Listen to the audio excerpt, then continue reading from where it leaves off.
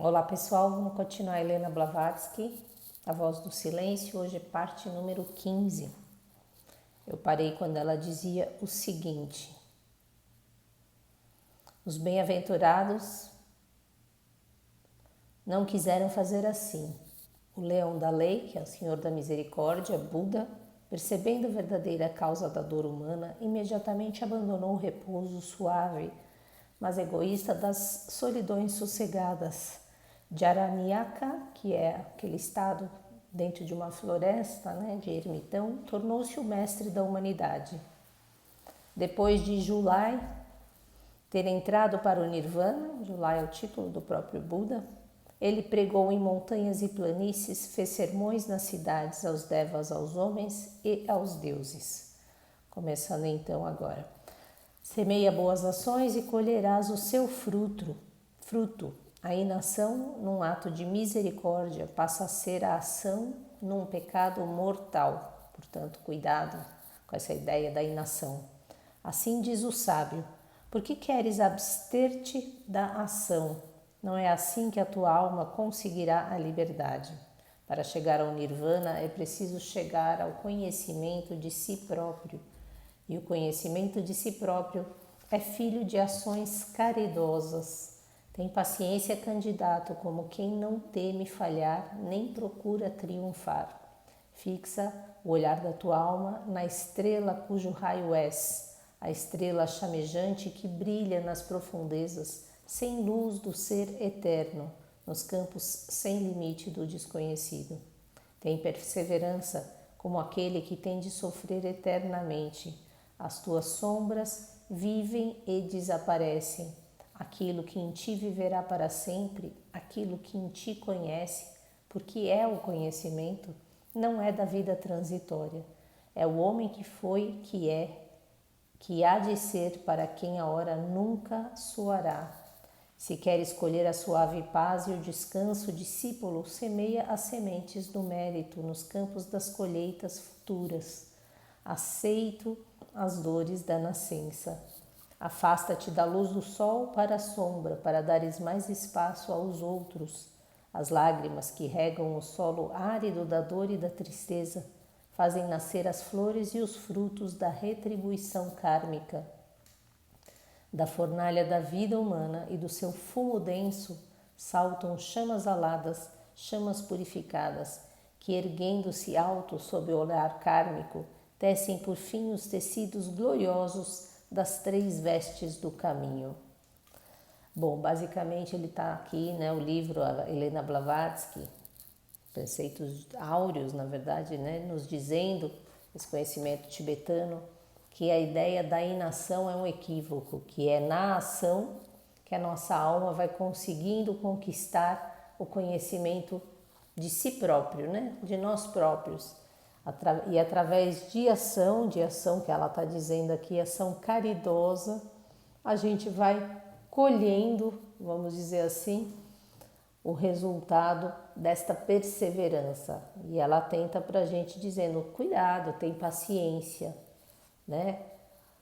não tenha pressa e não tema falhar, de novo aquela ideia, nem a dor, nem o desejo, cuidado com as suas sombras, que é todo esse aspecto ligado ao físico e à personalidade, Se recolhe a sombra, ela diz aqui, afasta-se da luz para a sombra, para dar mais espaço aos outros, Retire esse seu ego, Então você não precisa ser melhor. E aí ela lembra aqui, As lágrimas que regam, melhor que os outros, Se comparar, As lágrimas que regam o solo árido da dor e da tristeza fazem nascer as flores e os frutos da retribuição kármica. Lembrando que retribuição kármica é causa e efeito, Tudo que é feito tem um resultado que não necessariamente ele é negativo, E aí eu quero pegar aqui a definição que ela diz, porque quando ela diz da fornalha da vida humana e do seu fumo denso saltam chamas aladas, chamas purificadas, esse processo todo de purificação, que ela está nos descrevendo, que erguendo-se alto sob o olhar kármico, tecem por fim o tecido glorioso das três vestes do caminho. E aí eu vou ler para vocês o que é essas três vestes no caminho. que ela diz o seguinte, já que tem esses adendos, acho importante alguns deles, pelo menos, eu ler para vocês. Ela diz que isso é uma referência às paixões e os pecados humanos que são chacinados durante as provações do noviciado e servem de terreno bem adubado onde podem nascer os germes ou sementes das virtudes transcendentais. As virtudes, talentos ou dons pré-existentes têm-se por adquirido numa nascença anterior.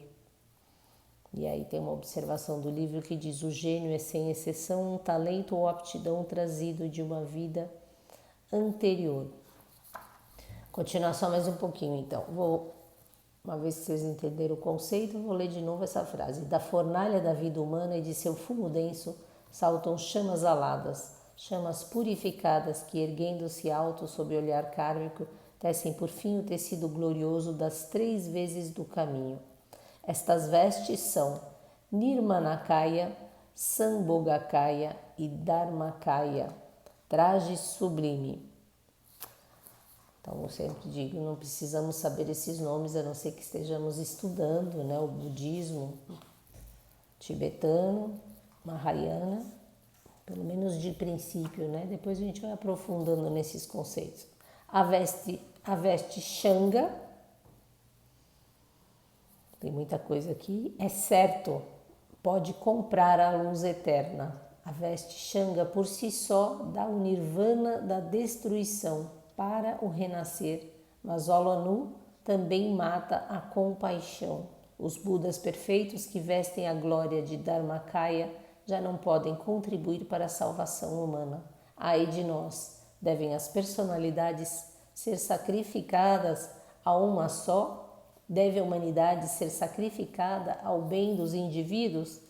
Vou aqui rapidamente ler a veste Shanga, do Shangaveso de Rajagriba, o terceiro grande Arhat, ou patriarca, segundo a terminologia, que os orientalistas adaptam para a hierarquia dos 33 Arhats que espalharam o budismo. A veste Shagna significa metaforicamente aquisição da sabedoria com que se entra para o nirvana da destruição da personalidade. Literalmente quer dizer a veste da iniciação dos neófitos. Edkins afirma que este tecido de ervas foi trazido para a China do Tibete na dinastia de Tong. É uma curiosidade, né?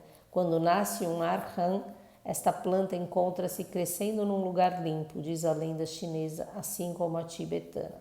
Então, basicamente, estamos falando aqui dessa veste que chama Shangna, que é literalmente a veste da iniciação dos neófitos. Aqueles que entram no nirvana da destruição da personalidade. Então, volto na frase aqui para acabar. A veste Shangna, é certo, pode comprar a luz eterna. A veste Shangna por si só dá o nirvana da destruição para o renascer, mas Olanu também mata a compaixão. Então, o resto eu já li, né? Os Budas perfeitos que vestem a glória de Dharmakaya já não podem contribuir para a salvação humana. Ai de nós!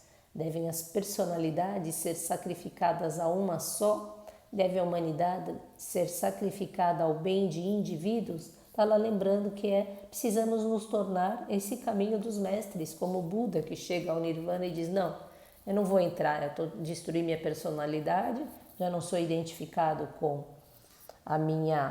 minhas dores, meus prazeres, tenho a compaixão e por ter a compaixão quero ser um auxiliar no caminho de todos, até que todos entrem no Nirvana, eu aqui estarei em compaixão completa, ajudando a humanidade a fazer esse caminho, né, para o alto.